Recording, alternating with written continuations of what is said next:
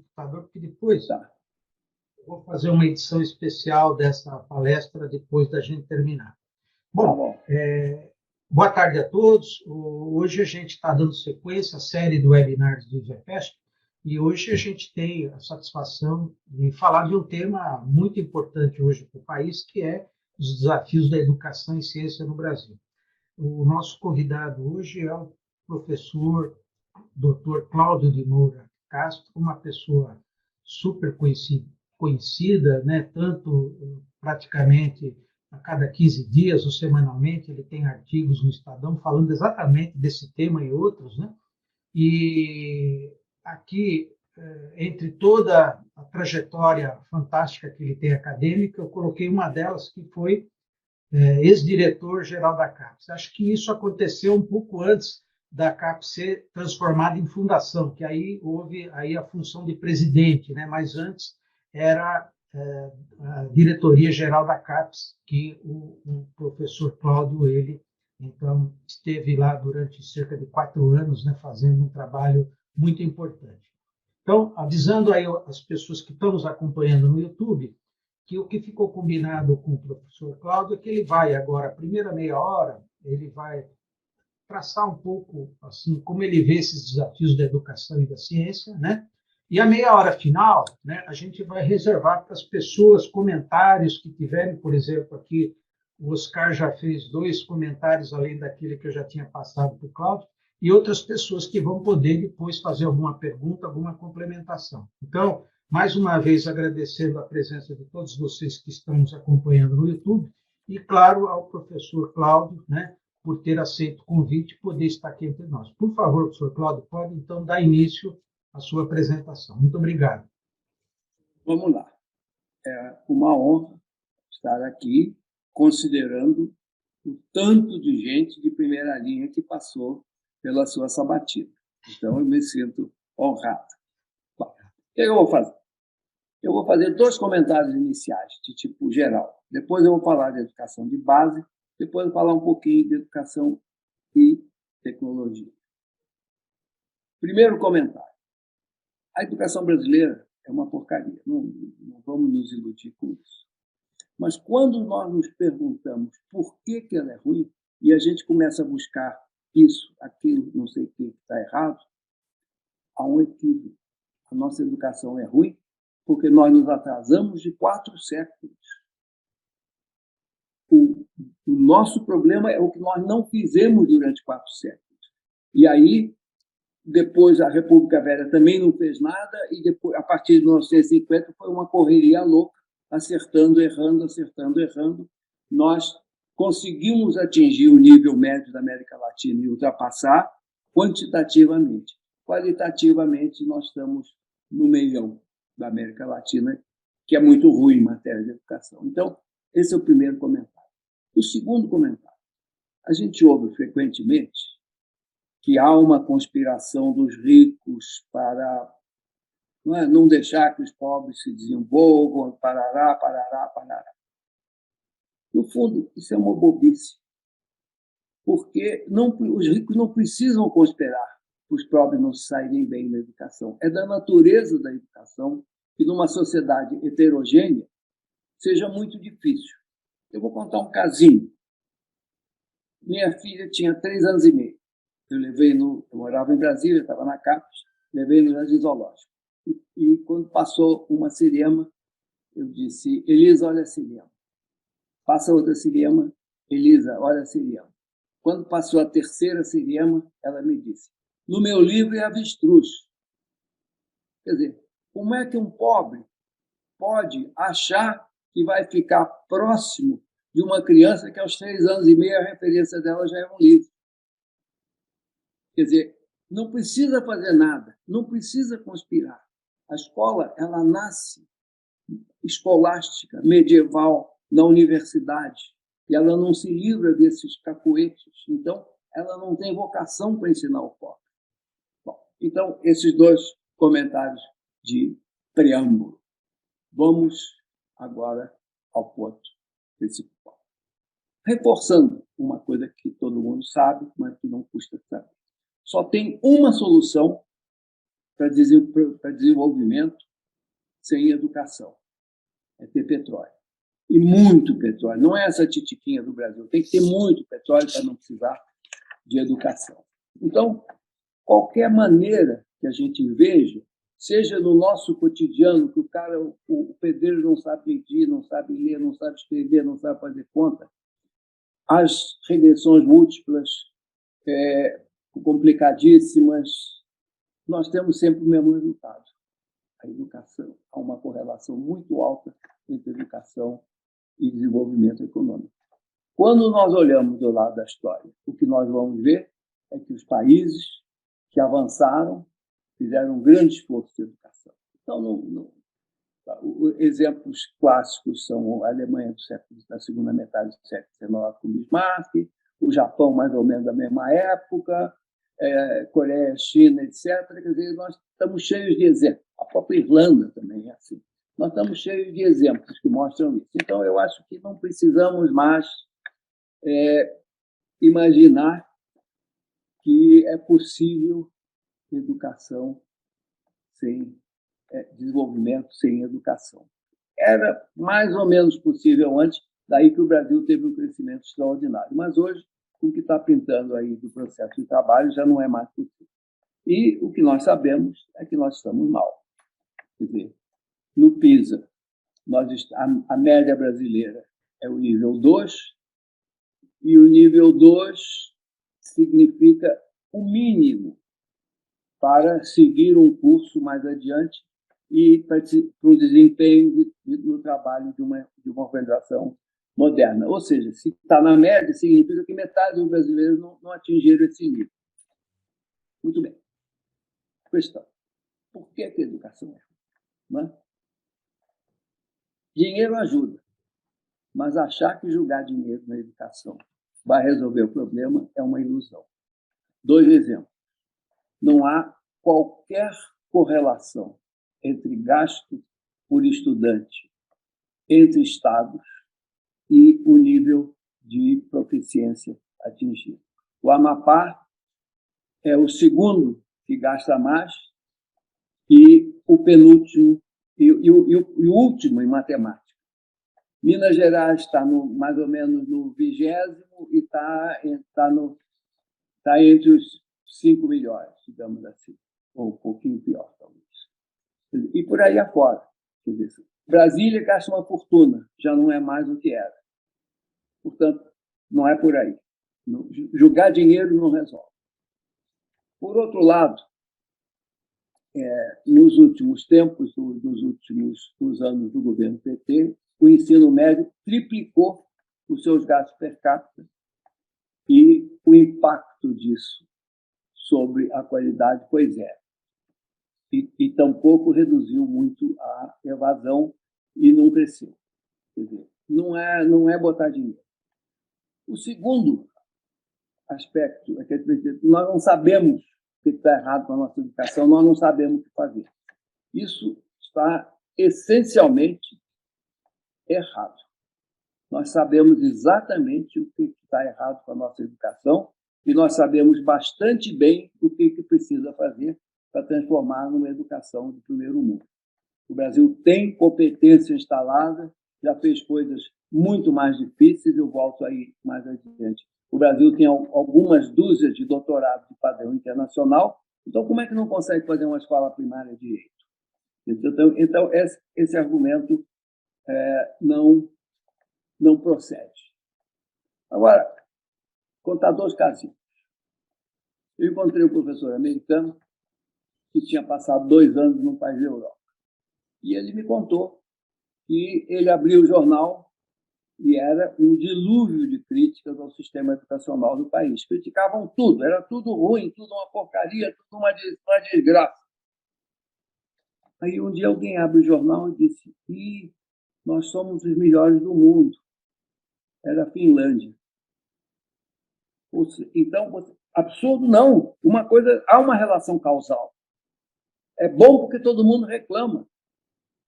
E nós reclamamos sem peso, Mas eu volto a esse assunto. Agora, Coreia. No dia do vestibular da Coreia, o governo manda desviar os aviões da rota que passa por cima do lugar que vão fazer os exames. Fecham as ruas perto para não haver barulho. As mães vão para os templos para rezar.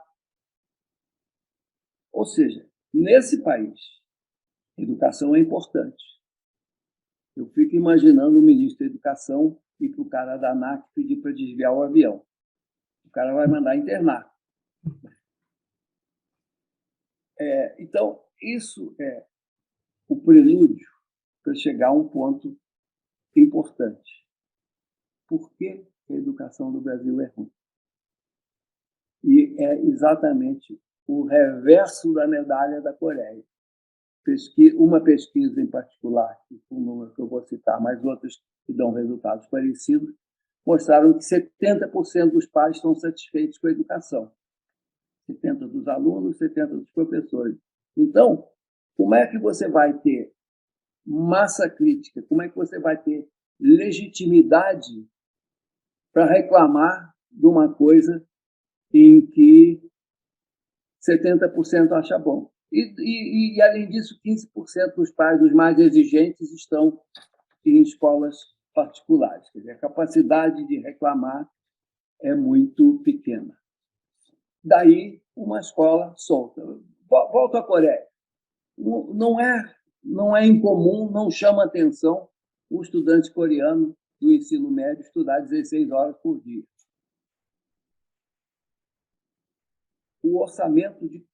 O somatório do orçamento de cursinhos pagos pelos pais é maior do que o orçamento do Ministério da Educação da Coreia. Ou seja, esse povo leva a sério, e por isso que a educação é boa. Então, nós não levamos a sério. Quer dizer, qual é o pai que vai na escola reclamar que não deu dever para casa do filho, ou que o filho não tem nada para estudar porque a escola não mandou estudar? Quando ele vai, é porque sua realeza, o príncipe, não foi tratado como ele achava que devia ser tratado. Ou então que está sendo injustamente, ou então que deu dever demais. Quer dizer, é exatamente o oposto. Até há uma pesquisa antiga aqui no Japão diz que o Japão não consegue introduzir novas pedagogias, novas tecnologias de ensino, porque os pais entram em pânico que aquilo pode prejudicar o rendimento dos filhos durante a implantação. Quer dizer, é isso. Quem recebe educação de terceira, que são os empresários, cadê que reclama? Vamos ver, vamos contar. Antônio Hermílio, os que se interessaram. Antônio Hermílio, coitado, chamou. Gerdau, está por aí se esgoelando, não consegue mais. E Jorge Paulo Lemann, que faz muita coisa. Cadê o quarto dedo? Cadê o quarto dedo? Qual é o nome dos quarto dedos que vai brigar por educação, vai participar, vai fazer isso, vai fazer aquilo? Quer dizer, o nosso empresariado é de uma passividade extraordinária diante da ruindade da educação. Então, tudo depende, concluindo essa parte, não há peso para mudar o que tem que mudar na educação. E vamos entender um ponto. Há 50 anos atrás, mudar a educação era uma maravilha para o político, para o professor, para o diretor. Porque era o quê? Contratar professor, construir escola, comprar livro, comprar quadro negro, comprar merenda, tudo maravilhoso. Tudo isso já foi feito. Melhorar a educação hoje é só maldade. Só maldade. O aluno tem que estudar muito mais. O pai tem que desligar a televisão para o aluno estudar. O professor tem que passar dever para casa inteligente, tem que corrigir e tem que comentar. O diretor tem que ficar em cima para que isso tudo aconteça. O secretário de educação tem que correr de uma escola para outra para ver se alguma coisa está acontecendo errado. Então, só tem maldade. Os critérios políticos de contratação de escolha de diretor, disso, daquilo, não podem mais funcionar porque a exigência é de desempenho. Então, o grande desafio, novamente repetindo e resumindo, ou a sociedade brasileira leva a educação a sério, e aí as coisas vão acontecer sozinhas, ou então muito pouco vai acontecer. E o que acontece de bom? Acontece quando a loteria do destino bota um camarada certo naquela posição e ele tem fogo no rabo e vira mesa. Quer dizer, Paulo Renato estava certíssimo para o planejamento. Aí entrou, complicou a coisa com o Serra e ele foi para a educação. Aí a educação teve o seu grande momento, porque foi um ministro com nível de ser ministro do planejamento, foi para a educação. Quando você vai ver nos estados, de repente você tem uma Raquel Teixeira, você tem um Cid Gomes com a família dele, você tem o Hartung, você tem Cláudia Costin, e por aí afora. E tem o Marco Magalhães, que sai da Philips para consertar a educação média em Pernambuco, e o modelo dele se espalha. Quer dizer, é a loteria do destino e o voluntarismo de algumas pessoas que, por sorte, aterrissaram na posição. Quer dizer, é uma situação que a gente tem que cumprimentar, porque são esses que fazem a educação dar o seu salto, mas tem que lamentar o fato de que não deveria depender disso, não deveria depender de grandes heróis que quebram a mesa e que fazem tudo. Isso devia ser uma coisa de rotina, mas não é. Tudo bem, vamos passar para a pós-graduação. Em 1950, tinha um cara chamado Ferrari, no CNPq. E ele foi para Nova York, foi para o PNUD, não sei por quê. E foi lá e conseguiu fazer um levantamento e descobriu que não tinha nenhum autor brasileiro publicando nas revistas listadas, né, que era do Current Contents, e depois agora tem essas siglas que ficam mudando, já não me lembro mais qual é a boa. Ou seja, o Brasil não tinha pesquisa. Cria-se a estrutura-se a pós-graduação, criam-se os cursos e começa uma mandação de gente para fazer mestrado e doutorado. A sorte do Brasil é que esse processo foi modelado pela Ford e pela Rockefeller, que um pouco antes já estavam mandando gente. Então, criou-se um mecanismo, estabeleceu-se, consolidou-se o mecanismo de pegar os melhores e não o filho do deputado, e consolidou-se o mecanismo de mandar para as melhores universidades do mundo. Então, com isso, o Brasil, em 2 décadas, passou do zero para uma coisa muito expressiva. Em 1970, 70 e poucos, a Argentina publicava mais que o Brasil. Quando eu estava na CAPES, se não me engano, a Argentina estava empatando. Hoje o Brasil produz 2 ou 3 vezes mais do que a Argentina. O Brasil chegou a 12º, 13º maior produtor de pesquisa em periódicos listados, né, como aqueles de maior expressão, com double blind, essas coisas todas que a gente conhece. Então, é um salto extraordinário. Da mesma forma, a graduação cresce. Agora, a razão que a graduação pode crescer sem perder qualidade intrínseca não é. Os alunos cada vez são mais longe de verem as luzes, mas isso é outra história.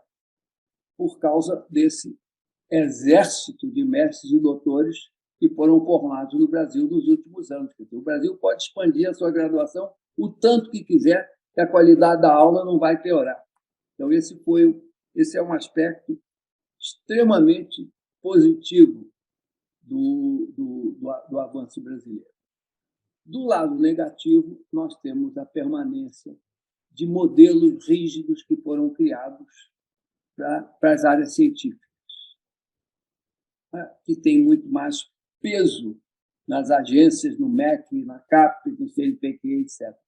Então, não se diferenciou a área profissional da área científica, e cada uma delas tem a sua especificidade, tem o que é bom para ela. Então, o engenheiro, em vez de fazer um projeto bacana que reduz a perda de peça de fundição, ele escreve um paper sobre qualquer assunto esotérico. Então, é engenharia. Então, nós temos esse problema, nós temos o problema de que os cursos vêm de muito tempo atrás, quando eles atendiam a uma elite intelectual. E hoje eles atendem uma faixa muito mais ampla da sociedade, atendida por colégios muito ruins. Então, os cursos são difíceis demais, são vagos demais, são abstratos demais e são aplicados de menos. Lembremos, todos os países europeus e mais os Estados Unidos formam mais gente em cursos de curta duração do que no bacharelado de 4 anos. O Brasil forma pouco mais de 10% nos tecnólogos, e uns tecnólogos que foram feitos por gente que sabe de curso de 4 anos. E aqui eu faço um gancho curioso, que eu nunca vi ninguém fazendo, mas que é interessante. Quando eu disse que os brasileiros foram para as melhores universidades do mundo, inicialmente nos Estados Unidos, que era um programa financiado pela Ford Rockefeller e depois pela OSAI, depois aqui entra a CAPES, eles vão para as melhores do mundo. E eles voltam. E eles se esquecem que nos Estados Unidos existem entre 50 e 100 universidades de pesquisa. As outras não são universidades de pesquisa. As 5.000 instituições de ensino superior, só menos de 1.000 são universidades e mais de 1.000 são community colleges com curso de 2 anos.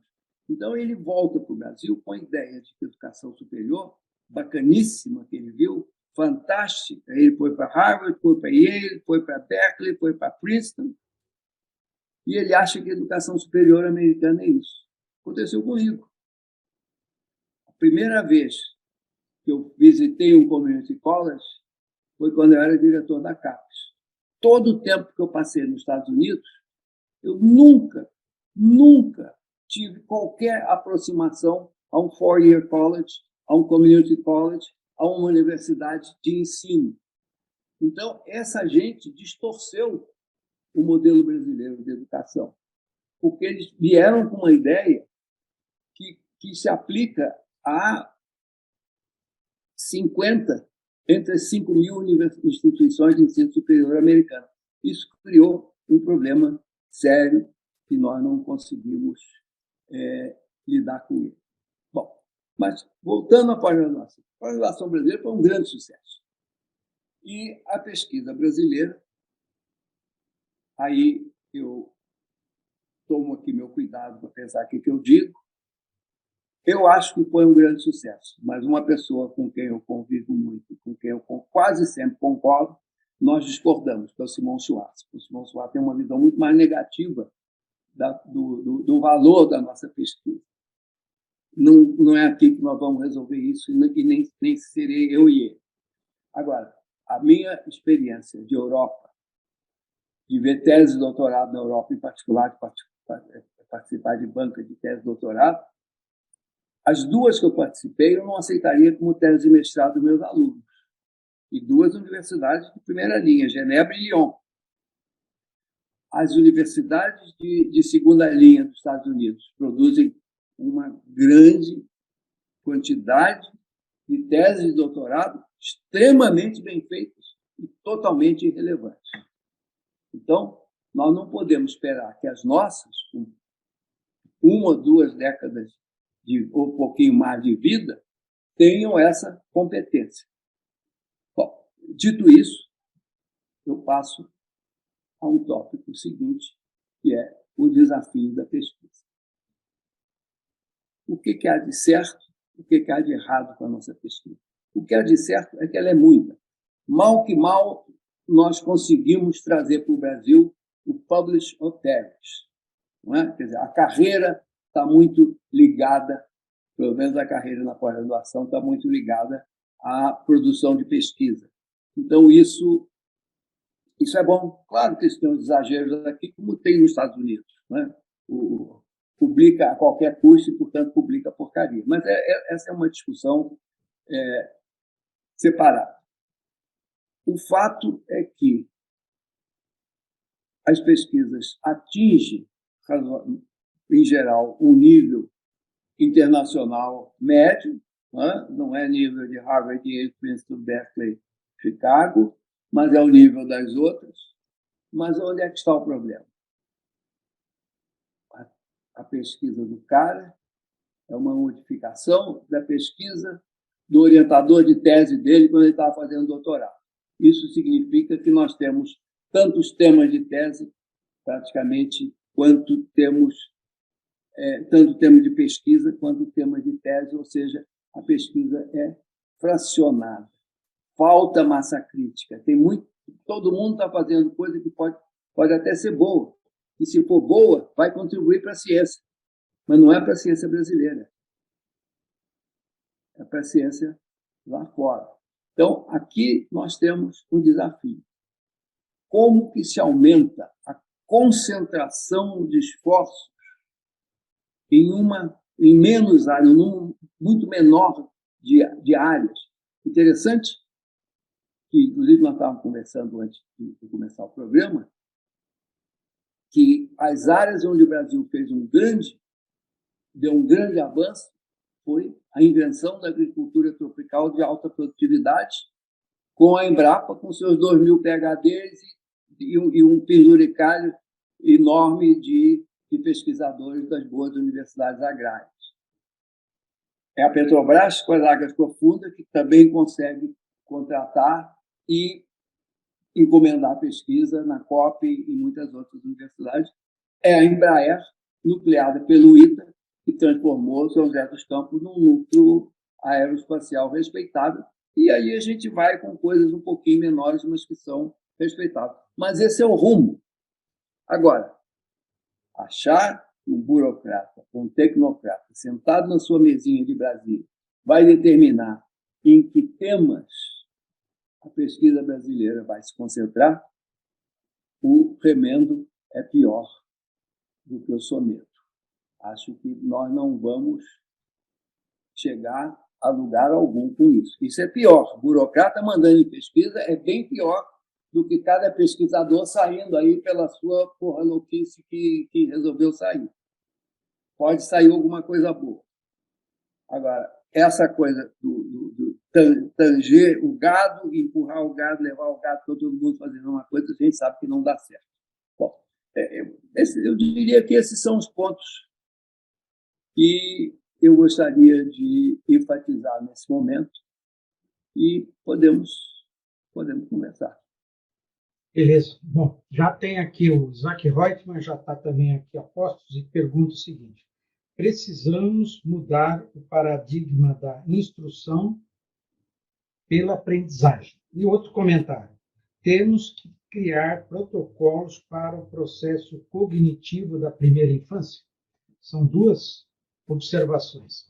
Bom, vamos lá para a primeira, que eu tenho mais a dizer. Quer dizer, a educação, a preparação das pessoas,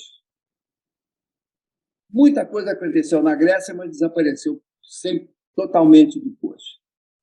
Aí, o que nós temos? Nós temos as guildas formalizando o aprendizado mestre-aprendiz e nós temos as universidades medievais criando a sala de aula com os aluninhos sentados e o professor falando, nunca os alunos falando. E esses dois modelos vieram. E esse modelo da aula, ele se revelou eficiente, ele consegue lidar com grandes número ilimitado de alunos. O modelo do mestre-aprendiz, ele é muito limitado na sua capacidade de replicação, porque você precisa ter um bom mestre e pode ter 2 ou 3 aprendizes. Mas, do ponto de vista do processo de ensino, tudo indica que a relação, a maneira pela qual o mestre e aprendiz interagem é muito mais eficiente. Isso, inclusive, se liga com a seguinte pergunta seguinte sobre o aspecto cognitivo. Uma frase só, um professor americano chamado David Perkins. Se não aplica, não aprende. E a nossa escola não aplica, porque ela é medieval de concepção. Ela vem de um outro mundo, um mundo altamente elitizado, era elite, era a elite da elite ensinando para a elite. Então, dava para quebrar o galho, dava para funcionar direito. O que acontece, então? Nós temos que, e esse é um grande desafio pela resistência institucional da escola. E, aliás, diga-se de passagem, a pandemia foi uma bênção, porque ela quebrou tradições centenárias. 50 anos, os evangelistas da computação dizendo que tem que usar computador na escola. Com 2 semanas da pandemia, aquele bichinho mínimo conseguiu resolver o problema que 50 anos não foram resolvidos. Então, a pandemia quebrou, o defreezing da pandemia quebrou barreiras, queimou limitações, permitiu que se fizesse muita coisa. Voltando ao assunto, olha que interessante. No século XVIII começam a aparecer coisas muito interessantes sobre a educação e como ensinar, totalmente ignoradas. Na virada do século XIX para o século XX, tem uma colheita de gente de extraordinária competência, John Dewey, Maria Montessori e Freinet, e bota nome aí. Tudo que precisava saber sobre como ensinar, eles disseram. O que tem de novo é que a gente sabe agora, cientificamente, o que funciona, o que não funciona, e que a gente pode botar maquininha para fazer essas coisas, em alguns casos com maior eficiência, mas não necessariamente. E nada disso aconteceu. A escola dormiu por um século diante dessa revolução intelectual da pedagogia que foi, digamos, revolucionada por essas cabeças. As pessoas falam aulativa. O termo aulativa é do John Dewey. Parece que estão falando de coisa nova. O John Dewey escreveu em 1910. Bom, chega, vamos ver as outras. Deixa eu ter aqui o Frederic Lito, também que você conhece, um dos pessoas mais importantes aí da EAD no Brasil. Ele pergunta isso. Assim, qual é agora e o que deveria ser a contribuição da tecnologia na educação do Brasil? Primeiro, entender que tecnologia não é pedagogia. Tecnologia é o entregador da pizza. Se você não tiver o entregador da pizza e você morar longe, a pizza não será entregue. Não é? Então, a tecnologia ela permite que pedagogias inteligentes, como aulativa, como aplicação, como estruturação do ensino, com uma opção dessas ideias que estão e subir na taxonomia do Bloom, quer dizer, fugir do decoreba, isso tudo possa ser assistido pela tecnologia, inclusive para congelar certas práticas que são mais sólidas. Entendido isso, não há limite ao que a tecnologia pode fazer, entendendo, partindo da hipótese, ela não é uma pedagogia, ela é só o entregador da pizza. Deixa eu te perguntar também, quer dizer, eu acho que vou completar 69 anos, mas toda a minha educação primário, ginásio, científico, eu fiz tudo em escola pública aqui em Santo André, onde eu resido, né? E eram, na ocasião, as melhores escolas, né? Que não tinha competição nenhuma com o privado. O que aconteceu naquela época, você que é um estudioso? Por que naquela ocasião as escolas públicas, né, de ensino fundamental eram tão boas e hoje ficou essa situação terrível que você já relatou? Eu vou dar uma resposta que o francês diria pour épater le bourgeois. Não é? Naquela época, uma moça de classe média, ou mesmo de classe alta, o que era legítimo, aceito ela fazer se quisesse estudar mais, se quisesse ter uma vida profissional. Escola normal, ser professora. Então, a profissão de professor tinha o monopólio das melhores cabeças do Brasil vindo de classe média. Hoje, a mulher pode fazer o que ela quiser. E a alternativa de ir para uma escola pública, onde ela é até ameaçada fisicamente, se revela muito menos interessante do que fazer economia, fazer administração, fazer psicologia, fazer medicina e até fazer geologia, que é a carreira mais inexpugnável para as mulheres. Isso, então, fez secar a fonte de recrutamento bom dos cursos de educação. Além disso, os cursos de educação são muito ruins. Muito ruins. A formação de professor para as primeiras 4, 5, 6 séries, ela é feita num curso que não foi feito não foi nem pensado para isso, e já era ruim para que ele foi pensado, que é um curso de orientadores pedagógicos, não sei o quê. O Paulo Renato construiu um curso, mandou construir, né? Delmar Mello participou, esses paulistas aí que você conhece todos, participaram de um curso de formação de professores para atualizar a tradição do Instituto de Educação. E se inspiraram na França, construíram um curso que eu acho que era bom, eu não cheguei a ver.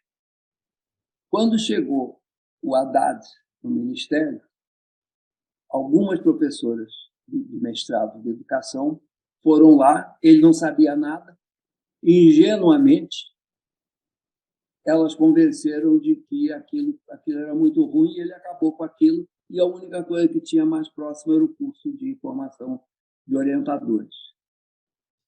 Isso é uma tragédia. É possível reduzir um pouco a ruindade dessa estrutura, desses currículos, dessas intenções do curso. Mas ele nasce torto, porque ele já era torto com o orientador. É um curso para sábios. Você aprende teoria, direito da educação, antropologia da educação, filosofia da educação, não sei o que da educação, tarará, tarará, tarará, e não aprende a dar aula. E também não aprende o conteúdo. A Eunice Duran, que você conhece, ficou tão indignada com isso, que, afinal, ela me pediu e eu fui com ela no Haddad. E o Haddad, muito honestamente, ele disse para nós, eu não sabia. Ele foi honesto, ele foi cândido, ele disse, eu não sabia. Então, pelo que vocês estão me dizendo, eu fui iludido. Outra que o Oscar Porto diz o seguinte, que aquela Khan Academy, né, ele diz o seguinte, tem uma frase que ele fala assim, se eu tiver que escolher entre a tecnologia e um bom professor, eu fico com a tecnologia. Como é que você vê isso? Eu vejo com uma frase truncada. Se é tecnologia sem um bom professor criando essa tecnologia, se é tecnologia sem uma pedagogia por trás, ela não é nada. Ela é totalmente irrelevante. Ela não diz nada. Então, eu diria que não é, quer dizer, toda pergunta ruim, toda pergunta ruim tem uma resposta ruim. Então, quer dizer, o bom professor, ou ele está presente, ou ele está indiretamente presente naquilo que foi construído e está sendo apoiado, levado pela tecnologia. Então, é uma falsa contradição. Não, aqui o Oscar faz uma correção. Ele fica com o professor. Não, eu acho que é isso aí. Mas eu insisto na minha resposta. Claro. Ambas as soluções podem ser boas, desde que a solução tecnológica reflita a boa prática dos bons professores. Uma questão também que você colocou bastante, que sem a pressão da sociedade, os exemplos todos que você deu de vários países, né? Pega o caso do Japão, Coreia, né? O esforço dos pais, que isso é uma componente fundamental para que a gente consiga algumas transformações na educação. Agora, por outro lado, a questão da valorização do professor, questão financeira, como é que você vê esse quadro hoje no Brasil e qual seria a solução? Por exemplo, um momento aí eu acabei fazendo um webinar com um senador, né, de Brasília, bem conhecido, e ele defende que vamos dizer, a carreira de professor deveria ser a nível federal e de ser uma coisa mais ou menos conjunta. Você acredita que há alguma medida para que isso, né, seja... Isso é a ideia do Cristóvão, nós já conversamos muito sobre isso. Eu imagino o seguinte, é possível pensar num tipo de, como se fosse os comandos, os SEALs, uma tropa de elite com um apoio federal financiado com fundos federais para lidar com os problemas mais agudos da educação. Da mesma forma, seguindo um pouco a ideia do Cristóvão, nós não discordamos totalmente. Eu acho que o MEC deveria ter uma ação muito mais proativa nos estados pobres, atrasados, e um distanciamento muito maior nos estados avançados. O que o MEC sabe de educação que São Paulo não sabe mais? E aí eu boto Santa Catarina, boto Paraná, boto Rio Grande do Sul. Não é? Quer dizer, não tem que ficar em cima desse estado. Deixa o povo fazer os trem dele. Mas vai em cima dos estados que estão atrasados e pode ser, por usar uma palavra que pode ser forte, mas que é a palavra, um pouco mais paternalista diante desses estados e dessas cidades que não dão conta de funcionar os seus sistemas educacionais. Então, e até pode haver um reforço. Por outro lado, acho que agora há uma pequena luz no fim do tudo. Eu não estudei com cuidado, então eu posso até estar com risco de me equivocar. Mas essas transferências do Fundeb, elas começaram a ter algum condicionamento dos resultados no SAEB. Esse é um papel fundamental do governo federal, é premiar o resultado bom e não simplesmente jogar dinheiro de avião, só porque tem muito aluno, ou qualquer coisa assim. Então, aí há um papel para o MEC. Dessas semanas, dentro desse nosso grupo, apareceu uma discussão sobre se existe espaço ainda para aumentar os recursos da educação no Brasil. A conclusão é que a gente chegou e não há muito como aumentar mais o que já se investe. Como é que você vê isso? Eu acho que é uma grande sorte nesse momento que não tenha mais dinheiro para gastar na educação. Porque gastar mal como nós gastamos é jogar dinheiro fora. Quer dizer, não é que a educação não pudesse melhorar com mais dinheiro. Mas o exemplo do ensino médio, que triplicou o gasto per capita, e o PISA e o SAEB não saíram do lugar, é muito eloquente. Quer dizer, gastar mal não resolve, não melhora a educação. Ficar mais tempo com o professor que não sabe ensinar, o aluno não sei se aprende. Quer dizer, há espaço para dinheiro bem gasto. Mas, do jeito que estão gastando, é até bom que não tenha mais dinheiro. Muita gente vai brigar comigo por isso. Outra questão, que isso foi feito principalmente lá em Pernambuco, né? Até um colega que é físico também, que é o Anderson Gomes, que acho que você conhece também. Conheço. Que ele fez lá um trabalho muito interessante. A questão das escolas de tempo integral no ensino médio. Como é que você vê isso aí? Você acha que isso seria um caminho para a gente melhorar a situação?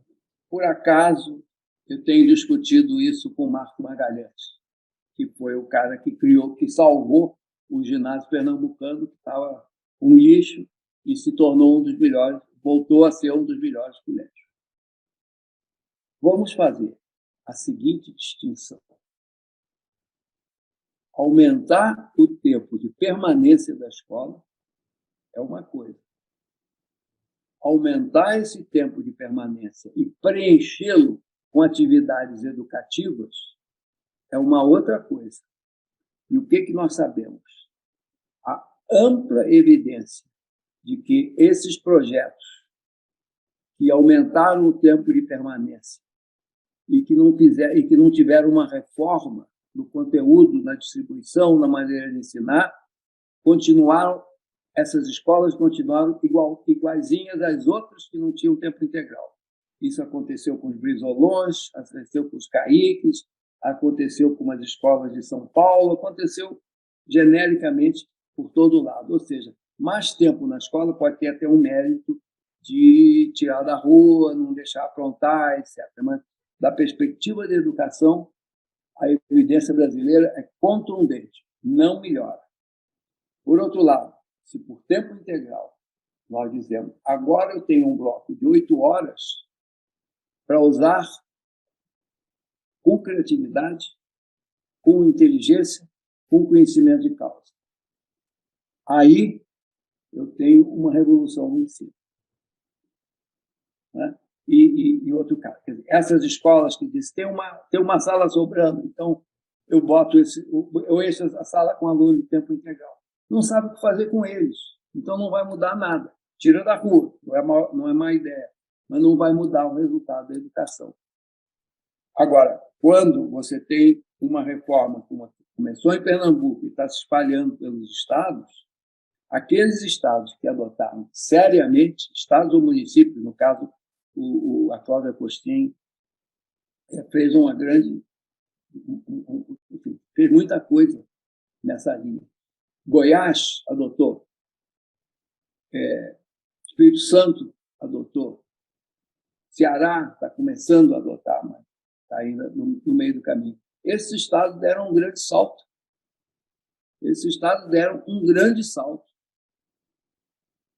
Porque as escolas são muito mais do que passar o dia inteiro na escola.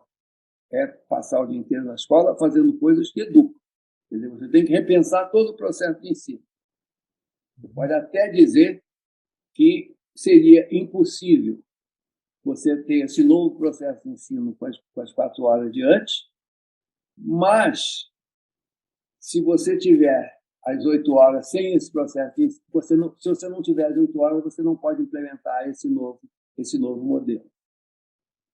Eu me lembro que um colega nosso também, que faz parte do grupo, que é o professor Herman, que foi o secretário da Educação aqui do Estado de São Paulo. Eu sei quem é, conheço. Ele, quando iniciou o trabalho na secretaria, ele, através de alguns empresários, conseguiram fazer a contratação de uma consultoria financiada, inclusive, por esses empresários, para fazer um grande plano para a educação no Estado de São Paulo.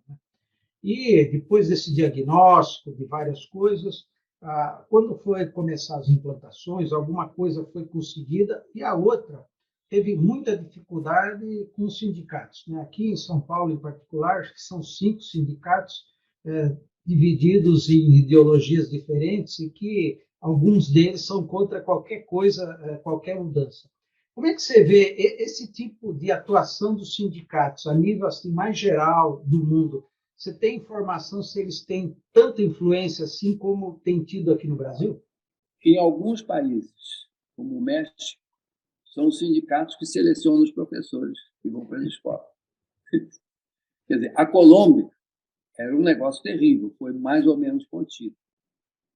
Buenos Aires, Gran Buenos Aires, é terrível. Quer dizer, o Brasil é pinto perto de muitos desses países. Quer dizer, é muito pior. Eu não conheço detalhes, isso é de conversa de evento internacional, mas é mais ou menos por aí. Então, onde que nós temos sindicatos progressistas? Nos Estados Unidos, você tem 2 ou 3 sindicatos Um é duro na queda, é velho, é conservador, e o outro é progressivo. Um aceita a avaliação dos professores, o outro não aceita. Então, pelo menos nos Estados Unidos, nós temos diversidade. E aí a diferença, do pouco que eu sei, não é que os sindicatos sejam a favor ou sejam contra. Os sindicatos são mais fortes, são mais fracos.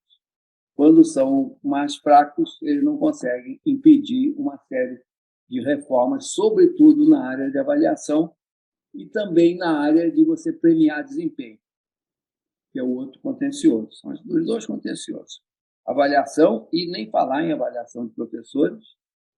A USP teve uma experiência de avaliação de professores que foi destruída. Você conhece o caso.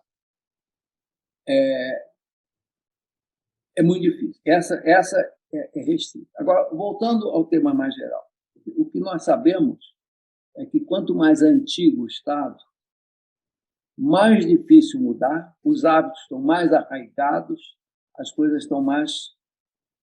e os sindicatos são mais fortes. Então, os estados que deram salto foram o Ceará, foram o Espírito Santo, Goiás, Piauí, de repente, está subindo, quer dizer, estados que têm sistemas educacionais mais novos e que não estão tão submetidos à força desses sindicatos velhos.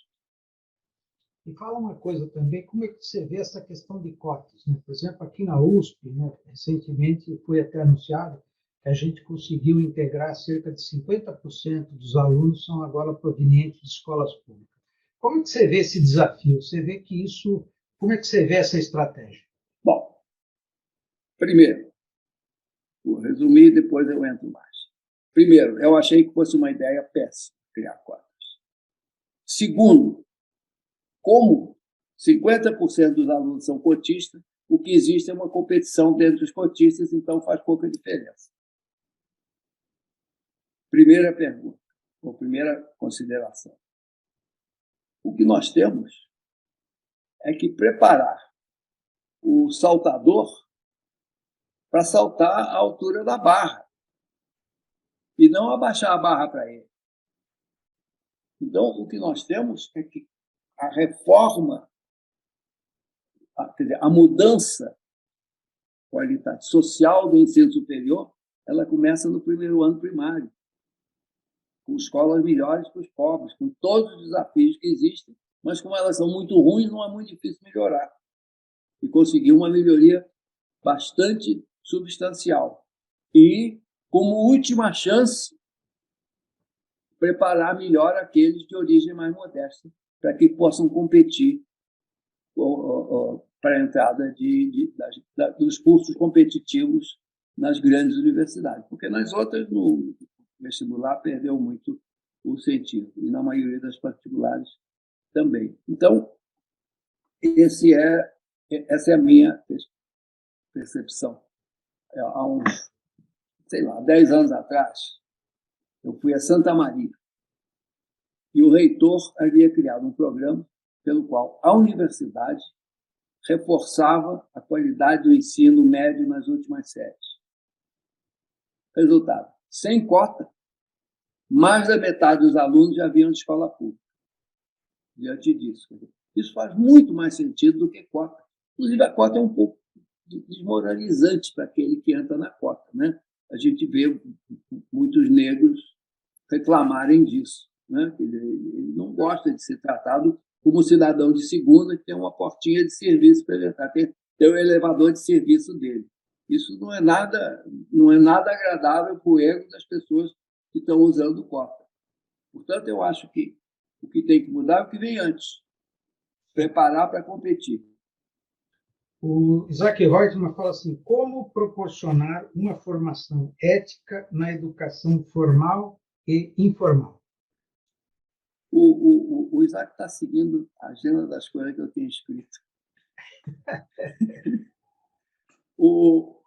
Veja bem, a questão da ética é diferente da questão de você conhecer as instituições, saber o que é Senado, o que é votação, o que é Supremo, etc. Isso é importante. É civismo, é você saber em que país você está vivendo e quais são as regras do jogo.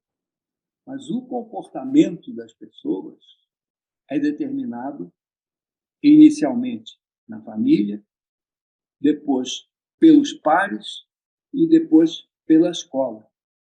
Mas não é o sermão da escola, é o exemplo da escola, é a modelagem do exemplo da escola.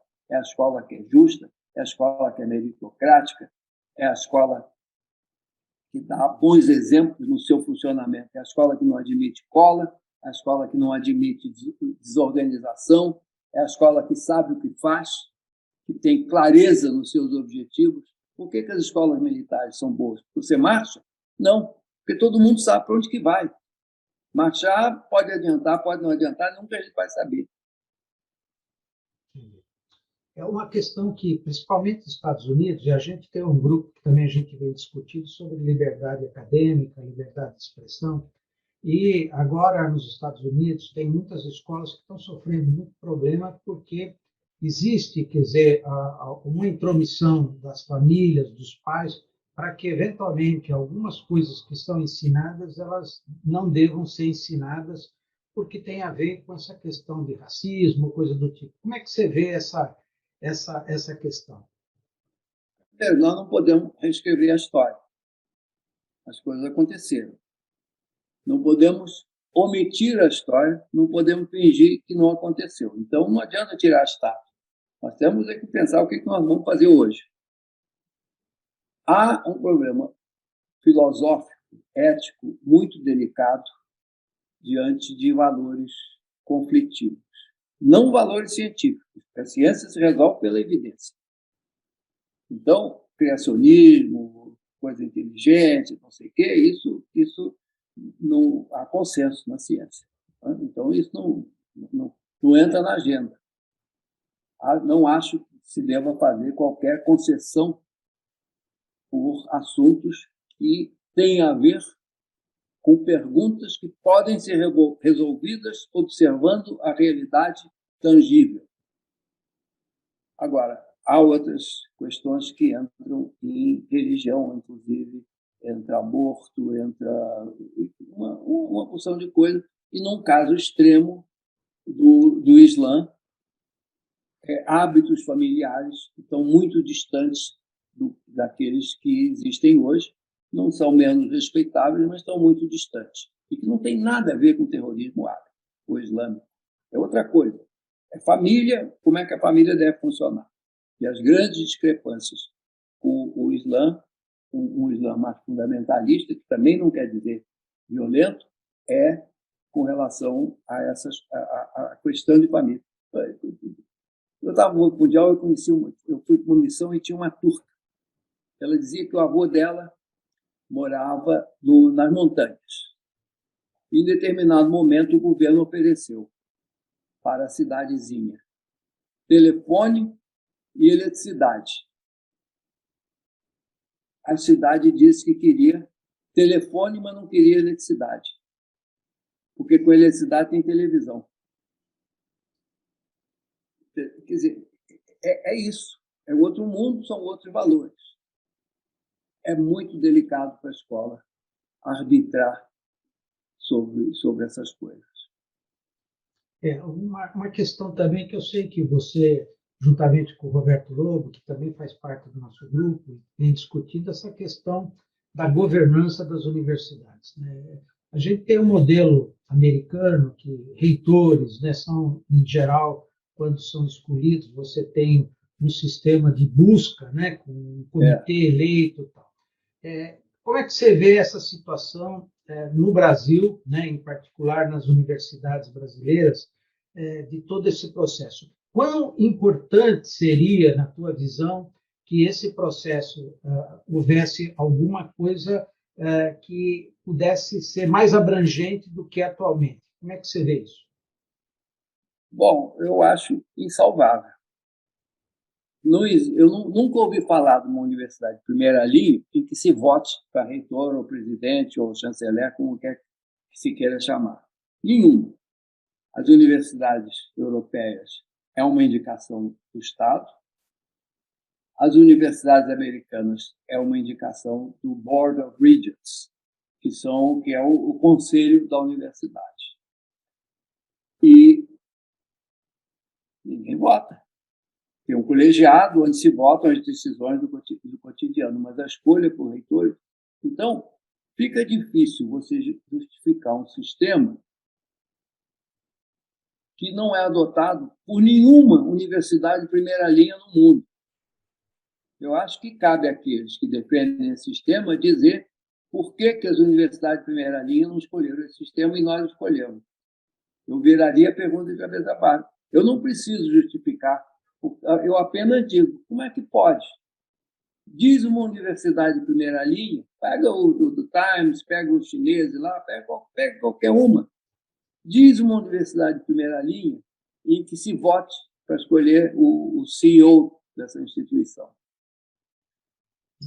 Em particular, também, outra questão é que é permitido lá fora que pessoas que não são da instituição participem do processo aí de escolha desse board, né? Que é uma coisa que aqui não se permite. Aqui você não tem nenhum exemplo de alguém, por exemplo, agora recentemente no ITA, né, que eles fizeram um comitê de busca, tinha pessoas do próprio ITA e tinha gente de fora também participando, e aí foi definido o nome, né? É uma revolução. É aí que tinha que estar. Quer dizer, a ideia do comitê de busca é uma ideia que chama de um jeito, chama do outro, mexe daqui, mexe dali, mas é uma ideia sadia, é uma ideia mais do que moderna, por assim dizer. Né? Então, eu gosto dessa ideia. E as universidades vão buscar onde está o melhor nome. Imagine que o Jorge Paulo Lemann resolve se aposentar e ser reitor de uma federal. Não é? Não pode. Não pode. Entre outras coisas, não tem PhD. Isso aí. Bom, assim, a última pergunta para você, a gente já completou aqui uma hora, seria o seguinte. A situação das universidades brasileiras, em particular, quando você começa a olhar os rankings, né? Você pega a melhor classificada hoje, mas está na posição 105, 106, é a Universidade de São Paulo. Como é que você vê essa possibilidade da gente, um dia, ter uma universidade brasileira entre, por exemplo, as 20 primeiras, vamos dizer, pelo menos, né? Como é que você vê, como é que essa transformação poderia ocorrer, Cláudio? Deixa eu fazer uma brincadeira. Suponha que você quer fazer a Universidade de São Paulo subir 20 ou 30 posições em 2 anos. Eu tenho a fórmula. Traz 500 professores estrangeiros. Por quê? Porque, mecanicamente, o Brasil é altamente prejudicado pela baixa internacionalização. Quer dizer, o item, esse ranking é por aritmética. Internacionalização tem um peso, e o Brasil está lá embaixo. A USP é a menos ruim de todas. E ainda assim, quando eu fui olhar o número de professores estrangeiros, o número de cursos dados em inglês, é ridículo. É perfeitamente ridículo. Então, eu te garanto que ganhava aí uns 20 ou 30 posições se pusesse 500 professores estrangeiros de bom nível. Esse é além de irrigar mais a instituição. A USP tem outro problema. A USP tem outro problema, excesso de endogamia. E isso, os uspianos têm que me perdoar, mas quando você vai ver o quadro de professor, é tudo uspiano, é tudo formado na USP. Então, eu acho que a USP é prejudicada pelo excesso de endogamia, ao contrário de outras federais que têm uma certa endogamia, mas andam ciscando por aí, etc. Então, entendi. Internacionalização, você acha que é um ponto crucial para que essa mudança ocorra nos rankings, né? Seja do ponto de vista dos resultados objetivos e reais, seja do ponto de vista da aritmética do indicador, do índice. Agora, obviamente, não é só isso. Obviamente, não é só isso. Como é que Singapura tem, se não me engano, 2 universidades nesse ranking, né?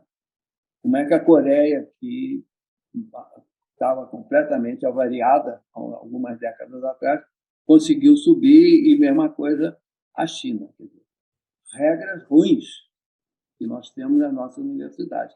Aliás, a USP é menos ruim, o sistema paulista é bem menos ruim do que o federal. Quer dizer, os incentivos são fracos, as penalizações são infantis. Tá? Então, acho que um sistema mais significativo, mais poderoso de você estimular. Na pós-graduação, você ainda tem bons estímulos, porque a pós-graduação é governada por fundos competitivos. Essa é a sorte da pós-graduação. Não é que todo mundo da pós-graduação seja maravilhoso, é que, se não conseguir emplacar a pesquisa, não ganha nota boa na CAPES. E, se não ganhar nota boa na CAPES, não consegue bolsa. E, se não conseguir bolsa, não tem escravo para fazer pesquisa. Então, é um círculo vicioso ou virtuoso. E todo mundo quer sair do vicioso. E isso faz com que isso dá essa pujança que teve a pós-graduação brasileira. Regras boas. Premia o bom, puxa a orelha do ruim. Agora, só para completar, que era outra coisa que eu queria te questionar também. No sistema de ensino superior aqui do Estado de São Paulo, a gente tem as 3 universidades, né? USP, Unicamp e Unesp, que tem uma certa porcentagem, né? No caso aqui do ICMS, que já está fazendo parte da Constituição há bastante tempo, apesar do ano passado a gente ter tido muitas ameaças de quebrar isso aí, e a mesma questão da FAPESP, né? Que aí tem 1%. Também. Outra coisa. A mesma coisa. Essa situação, né? Falando agora das universidades federais como um todo, né? Essa eventual situação de você, vamos dizer, atrelar um certo percentual para essas universidades federais, a exemplo do que acontece aqui, você acha que isso poderia melhorar de alguma forma a performance das universidades federais ou não? É difícil dizer desse ponto de vista, quer dizer, como que os orçamentos das universidades são negociados. Quando eu estava na CAPES, eu acompanhava isso, era muito complicado, muito difícil de entender. Tem muito de força política, de personalidade, menos política, mas mais de lideranças, etc., brigando pelos fundos. Agora, mais importante do que isso, e aí, dia de finados, vai botar umas florezinhas na sepultura do Paulo Renato. Porque quem conseguiu fazer com que o orçamento das universidades paulistas fosse em bloco para cada uma delas foi ele. Antes, era igualzinho no MEC, folha de pagamento na tesouraria da Fazenda, tudo atrelado, tudo centralizado. Ele conseguiu que se entregasse o orçamento em bloco para o reitor. Ele disse: reitor, está aqui seu dinheiro, se vira. O reitor, com medo de tomar decisões, pegou o dinheiro de cada departamento, entregou para o departamento e disse: se vira. E eu encomendei uma pesquisa, um bando de anos atrás, para ver que impacto isso tinha tido. E o impacto foi extraordinário. Bom. O impacto foi extraordinário. Aumentou o número de alunos, caiu a evasão, aumentou o número de tese de mestrado, tudo melhorou. Até detalhes ridículos, como o seguinte: a água, depois dessa divisão, puseram um hidrômetro na porta do departamento. Depois que puseram o hidrômetro, descobriram que tinha vazamento de água que vinha de anos e que nunca tinha sido consertado. Então, esse aspecto de você dar flexibilidade à universidade para gastar os seus dinheiros, quer dizer, numa universidade federal, você passa 4 anos toreando para tirar um professor que não vai dar aula. Aí, ele saiu. Cadê o dinheiro da folha de pagamento dele? Você não vê. É o tesouro que fica, o tesouro que economiza. A universidade não pode usar para comprar livro, para botar assistente, para nada.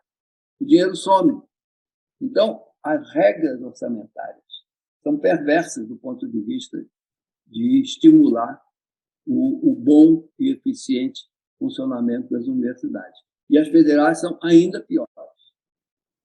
Não, é isso aí.